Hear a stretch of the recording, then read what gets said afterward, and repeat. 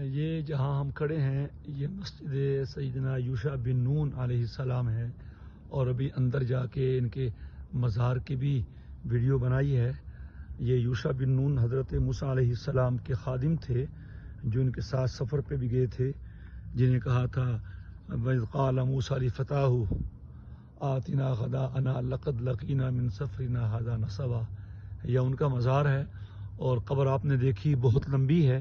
اس کا یہ مطلب ہرگز نہیں کہ ان کی قامت اتنی لمبی تھی، بلکہ یہاں کے ہمارے شیخ نے بتایا اصل میں یہ جو لمبائی میں جگہ ہے، ان جگہوں میں سے انہیں شک ہوتا تھا کہ قبر شروع میں ہو، درمیان میں ہو، آخر میں ہو، تو پھر ساری جگہ قبر بنا دیتے تھے تاکہ اس جگہ پر قبر کا ہونا یقینی ہو جائے۔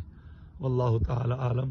اور یہ اس وقت جہاں ہم کھڑے ہیں، یہ سامنے جہاں میں انگلی سے اشارہ کر رہا ہوں، اس طرف یہاں سے آدھے گھنٹے کی مسافت پر بیت المقدس ہے، اور بتا رہے ہیں کہ کبھی کبھی فضا بالکل صاف ہو تو یہاں سے بیت المقدس نظر بھی آتا ہے۔ اللہ اکبر!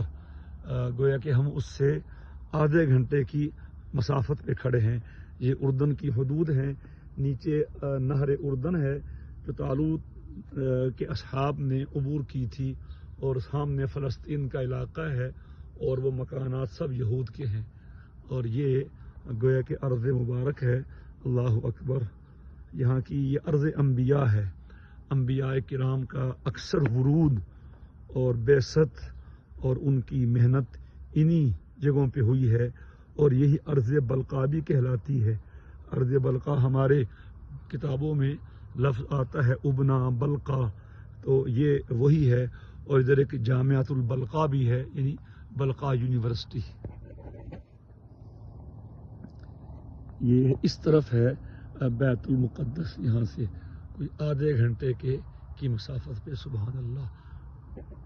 بہرحال ایک سکون ہے اور ایک اطمینان ہے، اور ایک جیسے اللہ پاک نے فرمایا الذی بارکنا حولہ لنریہ من آیاتنا، ارد گرد برکتیں ہی برکتیں، سب وہی جگہ ہے جو بیت المقدس کے ارد گرد کی جگہوں میں آتی ہے۔